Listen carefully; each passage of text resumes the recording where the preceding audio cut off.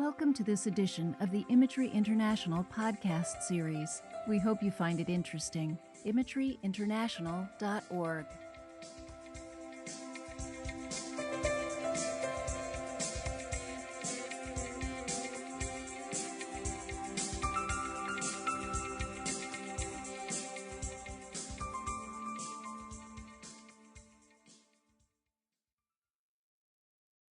Work with hospice, end-of-life, compassionate care, sacred space, trusting in the process, and how he uses imagery in all of this. So, Andrew, welcome. Thank you. Perhaps you can say something about your hospice. Sure. So I work at one of several hospices that are in our area. I live in Santa Rosa, California, and one of the medical directors that's there.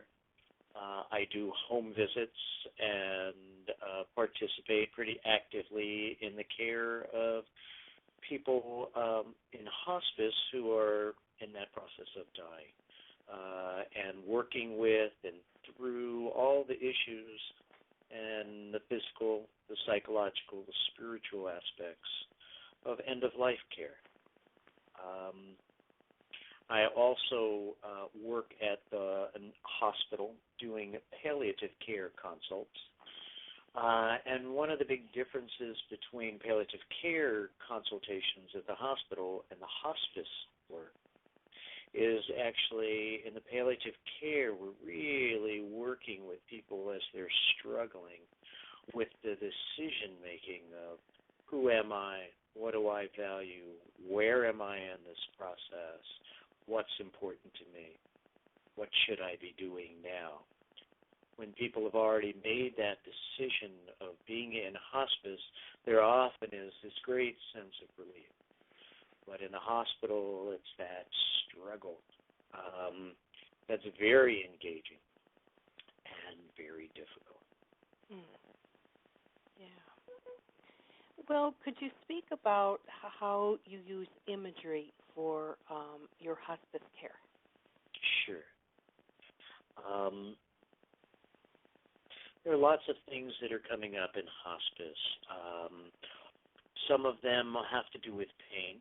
And so over time, most of us in the imagery world have learned pretty good skills in using imagery for creating safe place. Allow yourself to be somewhere in the world that's peaceful, that's beautiful, that's healing. And most people are then going to be able to be relatively successful in finding such a place. And it obviously, as we know, has a great relaxing benefit. The other piece that we're often doing is around pain and using skills, using breath, using color, letting it warm or cool, noticing the moments and the fluctuations in pain. Is it a little less? Can you use a dial, allowing it to come down, etc. So using those basic skills. And a lot of people are really struggling with letting go or saying goodbye. And one of the imagery things that I'll do with people, not uncommonly, is inviting them into their sacred space, allowing them to be I will sometimes use the word or the expression, allow yourself simply be in the presence of wisdom. And sometimes that'll take the form of spiritual, being. Often in imagery, one of the things we were trained was allow yourself to be in the presence of or invite a being that knows you well, is loving, is caring. And those are just different ways. Let me interrupt you one second. Did you say in the presence of a being or in the presence of wisdom? Well, often, sometimes in the presence of, just allow yourself to be in the presence of wisdom, especially if I can't feel or tell where their spiritual practice is or their religious beliefs. So I think just allow yourself to be in the presence of wisdom. People seem to get that. It's just that open, receptive state is is often as accessible and is often as good success as allow yourself to be in the presence of a being who knows you well, who loves you, etc. And what's important for you to know right now. Just allow yourself to receive that, what's important. And I'll often also do an experience with allow yourself to be in the presence of the circle, or be in the presence of a circle of people who you know and love, whoever you would like to be with right now. And just allow yourself either to be in the middle or as part of that circle. And just be open, loving, receiving. And take the time to meet and to greet, to look each person in the eye. And whatever needs to happen, just allow that to happen.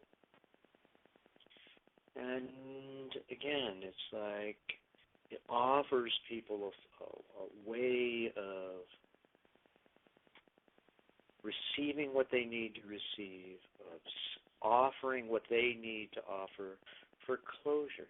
Because one of the most important processes in this end of life is letting go, is closure. And that's just a mechanism of trying to allow that to happen. And it seems to work really well. People often will come out of that just very open, spacious, and with a different sense of completeness. I've also done that, with family members at the bedside, and sort of everybody is in this deep space, and it's lovely. Everybody gets to kind of go in there and share that moment, and it's very profound. Can you sort of set it up for us how you would do that? Sure.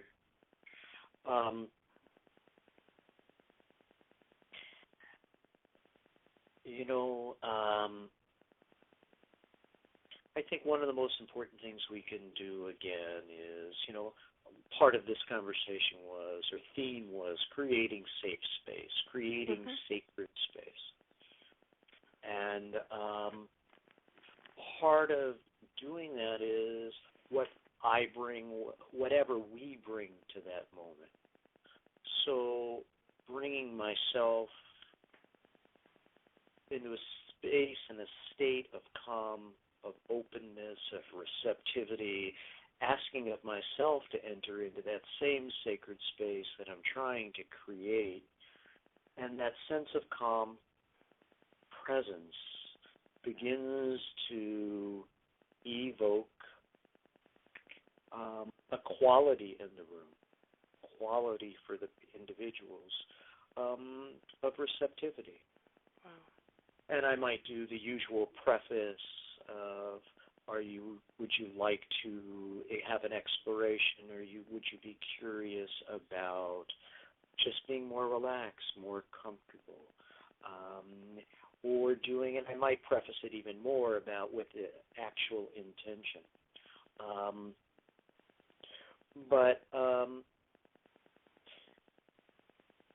And just creating a quiet space, so hopefully we won't be interrupted. In the hospital, there are noises, there's banging, there's the clanging, and you just, again, use the usual things.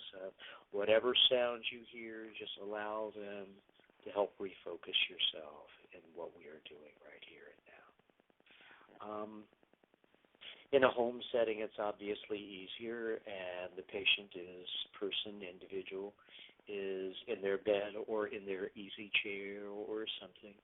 And if we have an opportunity to use some music, that's always lovely. Yeah. Do you have any sort of music that you prefer? Like, do you have any like a CD that you like especially, or do you leave that up to them? I'll sometimes leave it up to them, but I have some of my favorites, and now I'm trying to remember what they are. um, there's a gentleman, his last name is Coxon, Coxon, and he's got two that are very nice. Prelude to Infinity is one of them. Now I can't think of the other title. But a lot of, any of this kind of easy, new age-ish kind of calming music is just fine. Yeah. Something that's not going to be interfering, that's not too dramatic, but just can be background, setting the mood, setting a tone. And people are, this is really something often that they're hungering for, and they're just so thankful. This sense of completion. Yeah. So that's some of the things, that I may do with hospice. I can give you, some other examples, just little vignettes, if I may. Please do. Yeah. I told you this story earlier. A woman who was really in her last days, who was actually just waiting for her son to arrive the next day by air. And I did this guided imagery of relaxation and sacred space, and she found herself in Hawaii, in the mountains, and overlooking the ocean in a tropical forest kind of a thing. And it was very beautiful and very peaceful and sweet. And she came out of this experience, and then it was so sweet. She said, I never got to dance with Fred Astaire. And I said, no problem. And we just went right back in, and there he is. And he's across the room. Oh, wow. And just see yourself walking up and greeting him. And the music is playing, and you start to dance. And, and this big smile comes across her face. And it's just, imagery is just so beautiful because you can it's just so powerful. Yeah. I always wanted to, no problem. Here it is, right here, right now. So it can be really sweet in that way. I had another, is it my time? Often people are really trying to make very difficult decisions. And sometimes one of the decisions people are trying to make when this is going on and on is, should I just stop eating and drinking? Which is like this really profound kind of thing. And I went to one woman's home. She was struggling with this. She had very end-stage Parkinson's and was very debilitated and was suffering. And there was little joy in her life, but it turned out the one joy she had in her life was actually eating. So she was trying to give up the one thing she still liked. And so she was clearly that she was struggling. So we did a guided imagery session. And as we got in, what came to me is, think of a time in your life where you've met a challenge that was really hard for you, and you were successful. And she starts to smile, and I say, so tell me where you are. Tell me what's happening. And she says, well, I climbed Mount Hood.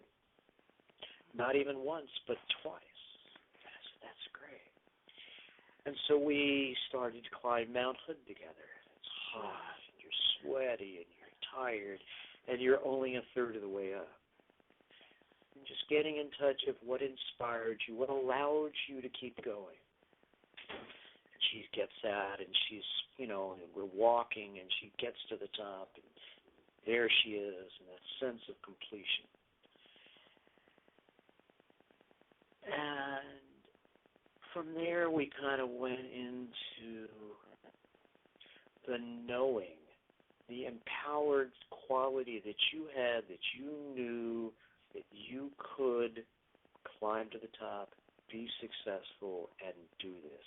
This kind of wisdom inside of you. Mm-hmm. And she's kind of like, and embodying that. You know how we'll embody those qualities for people. Yeah. Okay. And now, as you begin to think about stopping eating and stopping drinking, when it's the right time, you will have that same sense of determination, that same quality of this is what I want to do, where I am now.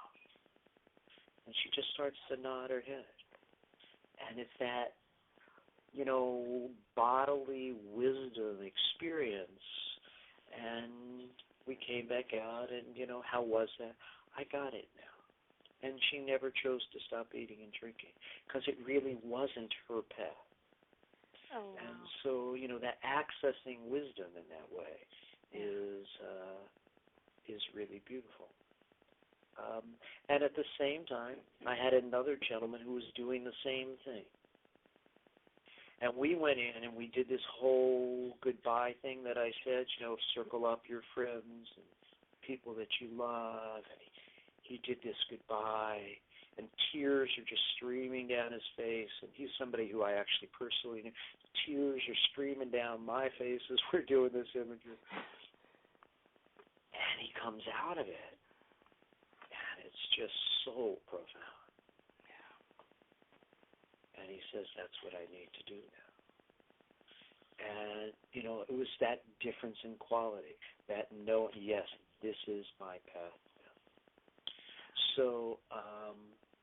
So again, that's how I've been successful in using imagery in little kind of vignettes like that. And it's helpful. It really is helpful. I asked you when we talked about this, how all of this work has affected your own spirituality. Could you speak about my that? own spirituality? Well, I experience myself as a spiritual being. Mm-hmm. I believe in, I have a physical body, and already there's sort of that dichotomy, and separation. I really come to believe, I have this deep knowing and all this experience of our bodies, they are mortal. And I say that to people. And people look at me and they go, sometimes it's like, The other thing, just sort of a little tangent on this subject, and I'll come back, is death and this dying business, for lack of a better expression, it's really personal. And none of us get it till, you mean me?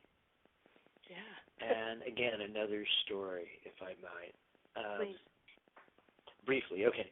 An older woman who had made a decision that she never wanted to have a feeding tube. And she couldn't swallow when she was getting recurrent pneumonias. And I came to her bedside and I said, you've said that you never want to have a feeding tube. And if you don't want to have a feeding tube, that's fine. But it would mean that you're going to have recurrent pneumonias and we can't really treat them. And she looks at me with these big eyes and she says, it's that time? And again, it's like, actually, and to that answer I said, yeah. And it was just this, quiet moment. And again, okay. And there's a part of me that I'm hoping in my time, in my moment, I'll just meet it that way. That's kind of my spirituality. I train in Aikido. Yeah. And it's one of the martial arts. And there's a warrior aspect to that. And I hope what I bring to my moment is sort of that quality of warriorship. If this is my moment and this is my time, so be it. And I'm working on doing my amends as I go. I'm trying to live my life right now because I really have this quality and sense that life is very precious. Every moment is pretty precious. And so how does it affect my spirituality? I got right now, and that's what's important. Yeah. Do you find this work rewarding, or do you find it exhausting, or both, or is it ever discouraging to you? It's not discouraging, but it's really hard. Yeah. And I recognize that, and actually I'm working on finding ways for respite for myself, and really appreciating taking time out. This is, it's just meeting people in this very profound, struggling place. So it's very hard work.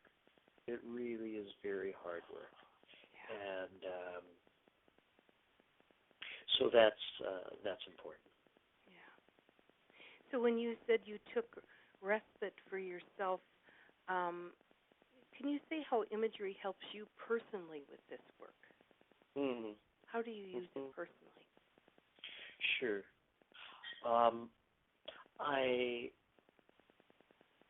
I often go to, creating this safe, sacred place. And I allow myself to be there.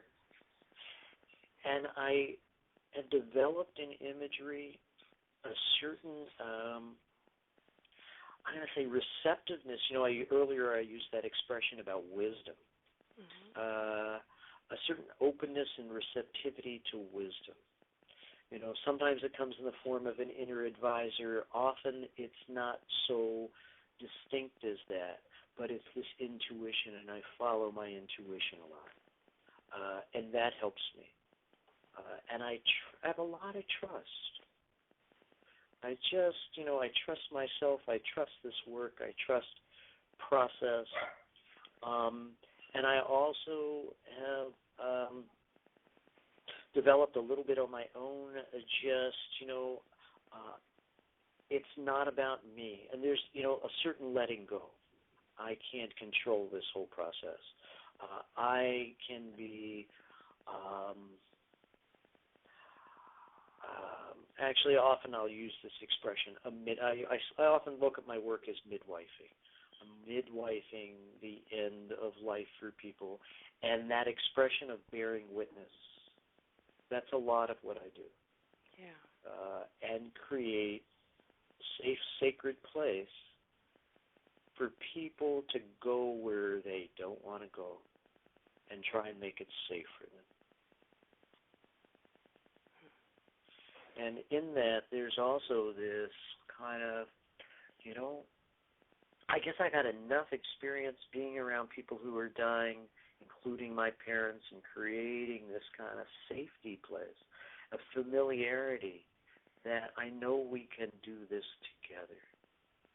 And I'll talk about love. I'll say, their loved one is on the bed, they're dying. It's like, this is the greatest, and my own personal experience, it's one of the greatest deeds that I did in my life, have done in my life, besides probably raising my children, is midwifing this work for this passage for my parents.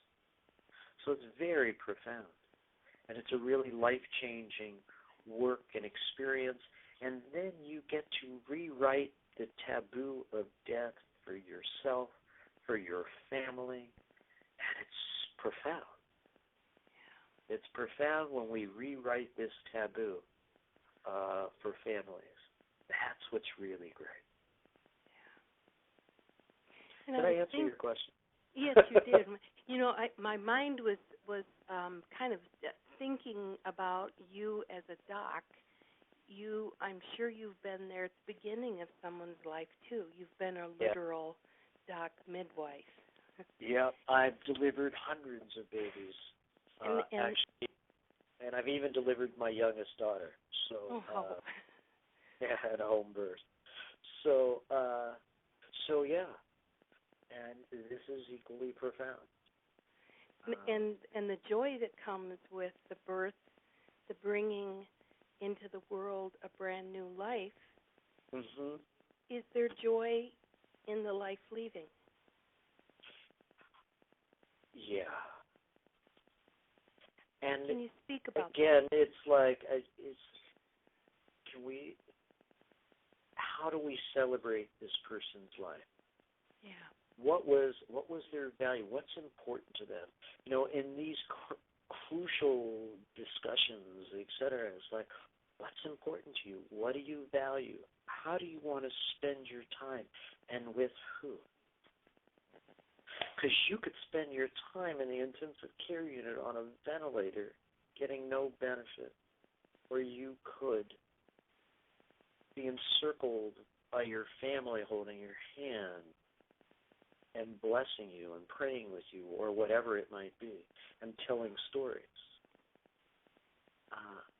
They're vastly different experiences. Yeah. So celebrate.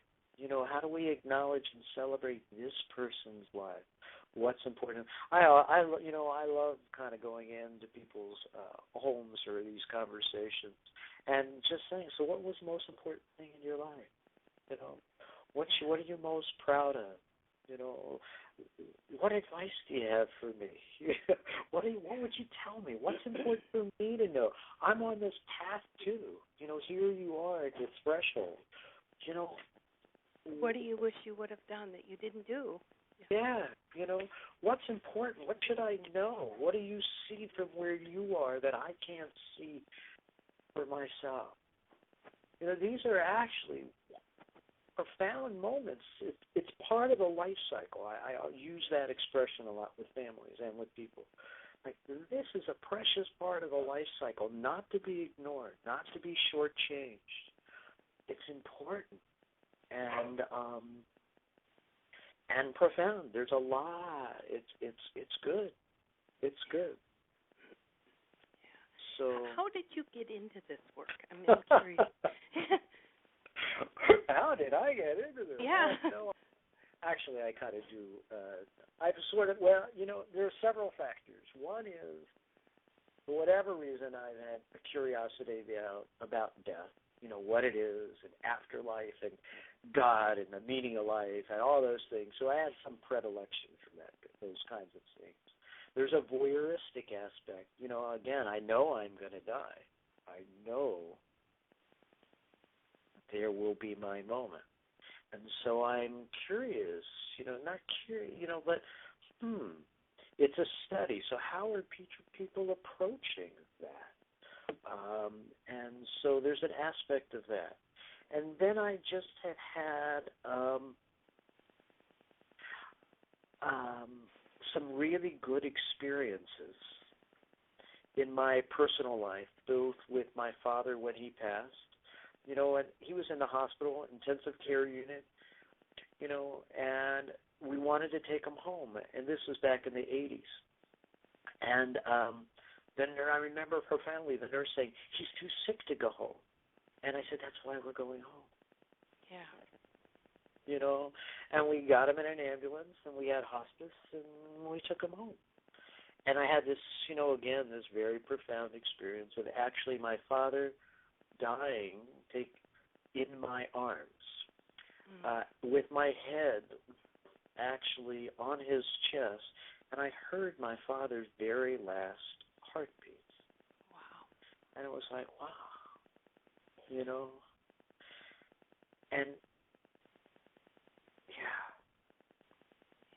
And then just a couple of years ago, my mother was, it was her time. And actually, she had been doing just fine, relatively speaking. And one day she said, it's time for me to go. Huh? It's time for me to go. She said this to my sister. And my sister, she said, do you want me to call everybody? She said, yeah. And our whole family basically moved into her house for 8 days. And she went on her way and eventually died. That we told stories. We slept in the bed next to her.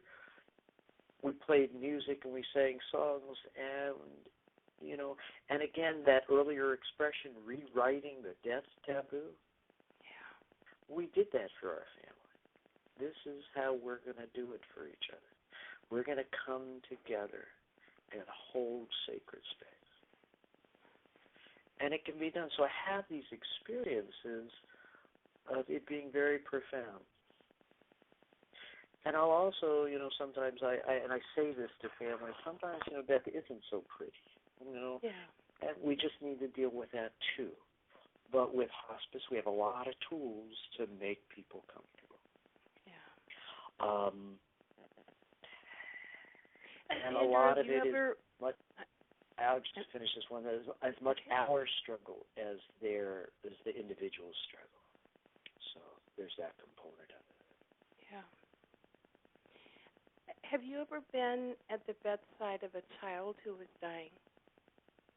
I mean, in this certainly as a doc, but I mean as someone where the child was in hospice and you were part of that. I have not. Okay. And so I know that's a whole other world of experience that I haven't had. And I hope and I expect, in some ways, I believe these same principles will apply. Yeah. And the biggest piece of it is, I think, again, can we still create sacred space around this and celebrate this life? I haven't had that experience. I'm not I'm not looking forward to that necessarily, but yeah. If and when that unfolds, I hope I meet it. That's my hope. And support the people, the family as they're involved with that.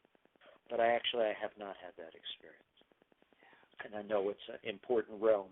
It just turns out to date I haven't. That hasn't been my experience. Yeah. I have had some young adults, where we've had to deal with tragedies, but not a child. Yeah. Like how young is the youngest person? I'm trying to think of a 20-year-old woman. And here's, again, our society is there's a young woman who was involved in a motor vehicle accident, had huge brain trauma, multiple surgeries, and et cetera.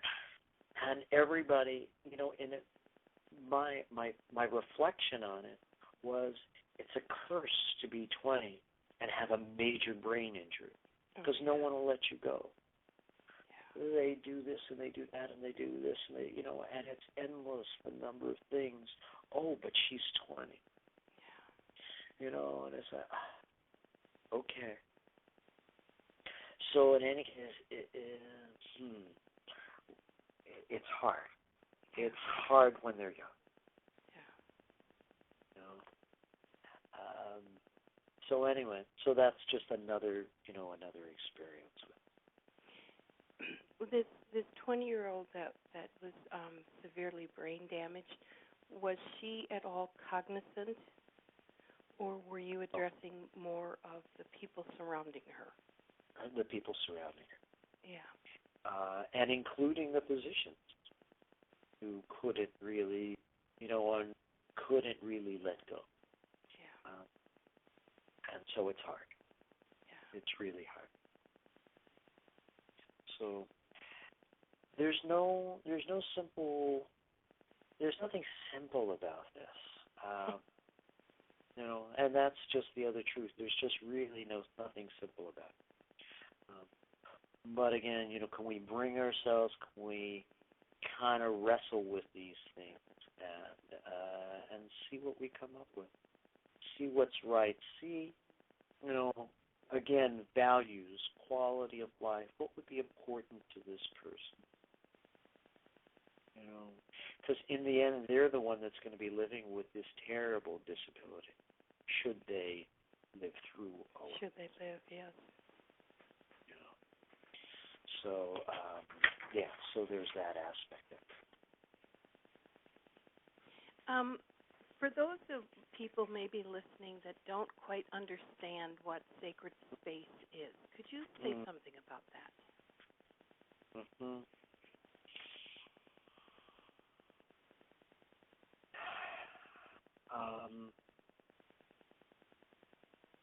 Allowing yourself to get really quiet. Allowing yourself just to feel your body. It's sort of this allowing space, a receptivity space.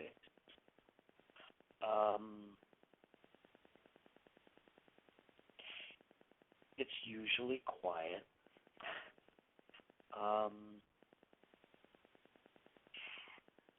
And there's this wisdom, accessibility. What else would I say? It's precious. Yeah. You know, and it's holy. Yeah, it's definitely holy. You know, it's like, you know that expression, remove your shoes. You're standing on holy ground. You're on sacred space, you're in sacred land. This is holy earth, this is holy ground. There's something about it, we know it. Yeah, we do. You know, and we can create it, we can access it, but we have to just slow down. And it's very available. And you can call it forth. I think there's a calling that you can do. That you can really call it into being, into presence. And it's quite accessible. And I think most of us, now I know what he's talking about. You know. Do you think it's accessible for everyone?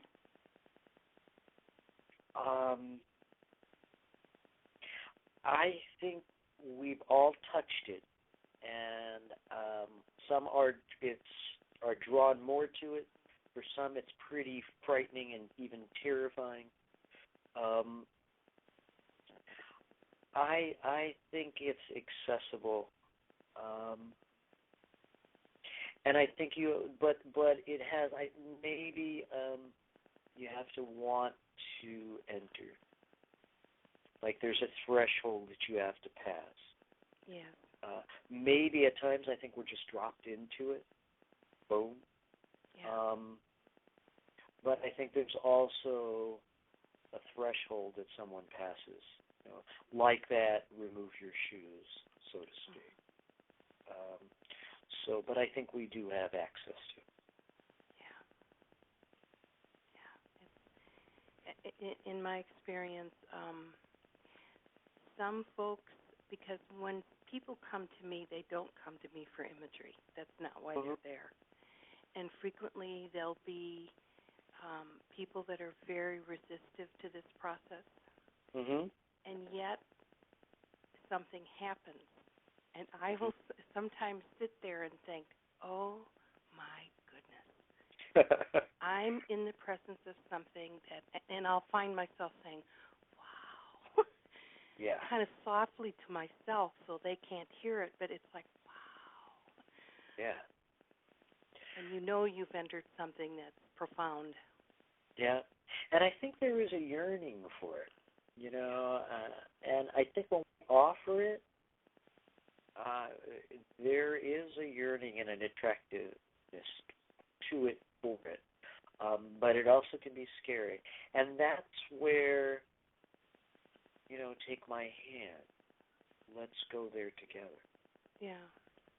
You know, so again, it's not necessarily a place you just drop somebody into on their own, but a place where we can explore this together. Yeah. You know, so I think that's an important component of it as well. How about the language that you use? What like I would not, for the people that I work with, I would not. I work a lot with people who abuse others. They're not, and I wouldn't say things like, I wouldn't use the word sacred space. I wouldn't use certain words because they're so loaded. This is also Minnesota, and we're not. Sure. We just don't do those sort of things. We just don't. I'm surprised. And so I think that in California, you folks are a lot more open than some folks in the Midwest might be. So do you ever have a language barrier when you're doing imagery? Or no? Well, sure. And again, you listen, you're listening to the words and the language that they're using, so using their words as often as you can. And so just allow yourself, to be somewhere that's peaceful, that's beautiful, a place that's quiet, maybe a vacation place, someplace out in nature, so you can begin to allude to it. And the word, you don't need to use the word sacred at all. Yeah. I sometimes will use the word a place. Well, often, a place where you can feel safe, where you can feel secure. Those kind of, so bringing qualities to the space. Yes, that's place important. That often I'll use because I'll use a place of healing.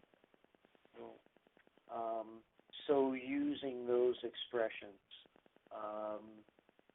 is often what I'll do. But that bigger picture of it is, from my perspective, that is the qualities of a healing, sacred, safe space.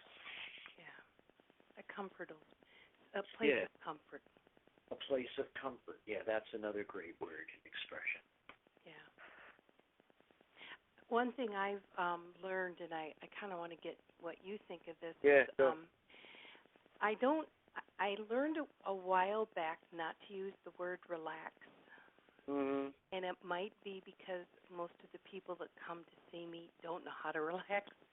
And if you say to them, allow yourself to relax, they instantly tense. Right. So I will frequently say, allow yourself to be just a little bit more comfortable. Yeah. Anybody can do that. Right. And I've had the feedback that really helped me because you initially said you were going to show me how to relax, and that really scared me because I don't know how to relax. Got it. So that's... Yeah. That's, I think, excellent advice. That I will probably adopt more. I do use the word invite, but I'll use it often in this invitational. Allow, invite, imagine your body becoming more comfortable and relaxed. So often I think it's not helpful using it in the command form at all. Yes. But it may be, I think my experience has been that it's okay to use in the invitational form. But I think your comment is well heated, I think, actually. Yeah. Very good. And not as a rule. I mean, I certainly use it too, but less and less. I'm finding that I'm using it less and less and less. Yeah. Yeah, because I think there's that's such a knee-jerk reaction to it. Right. And I'll also do sort of a similar process when, around pain. I often will use enhancing your comfort rather than decreasing your pain, or a comfort scale instead of a pain scale. And it's just like, reframing that process. So we're really focusing on our goal, not diminishing a negative, but enhancing comfort. That's interesting. Mm-hmm. And I will use that because I have said diminish your pain. You're right. It's better to put it in a positive. Any final thoughts that you have before we sign off? Final thoughts?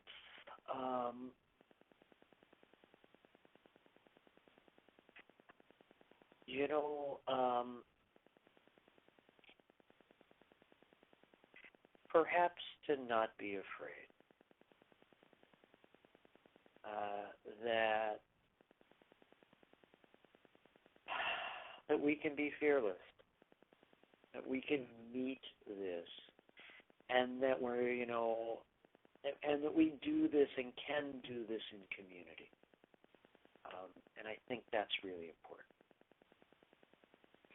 And I think we're coming back to that, Andrew, Mm-hmm. because I lost both my parents when I was quite young, and I think how much death is never easy. Mm-hmm. And you made a very interesting remark way early on. I know that I'm going to die, and I thought, how many people know they're going to die? Mm-hmm. They know it in their head. Yeah. They don't know it Yeah. way inside. I've had so much death in my life that I know I'm going to die. Mm-hmm. And when I do, and I hope it's in a situation where it can be done in community, because we've taken that away with all of our tubes and our doing this and doing that, and that's not always the best thing. We should just allow instead of interfere. Yeah. Yeah. I had, this patient who was in such denial, and I was talking to him, and I was sitting, and I said, I'm no fool. I know someday somebody is going to be sitting across from me having this conversation. And his eyes opened up, and he said, oh. Yeah. And then, and the next day, I walked in, and he said, whew, there was some guy in here yesterday, man. Whew, he blew me away. And he got it, and I think it's really true. I have this quality of awareness. And I said earlier, death is personal. It's out there, and people aren't thinking about it. And then all of a sudden, boom. And that's why, this living now is so important. I may have told you this story. It's just a little bit. It was my 50th birthday, and I was with my mother, and I said to her, I have no idea how I got to be 50. She looks at me, and she says, I have no idea how I got to be 90. And it's true,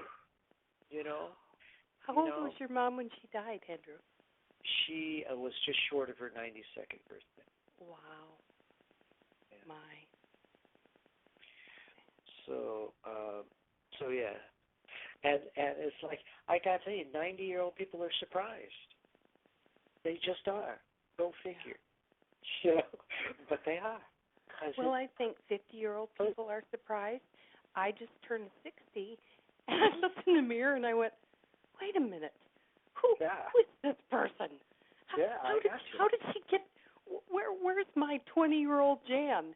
But, I think life goes by so quickly, and none of us take the time to stop and say, well, you know what, I may not be here tomorrow. I may not be here the next day. Yeah. It really is a gift. I really believe life is a gift. Yeah. I really do. Yeah. So keep telling the people that are important to you just how much. I do, Andrew. I do. I do.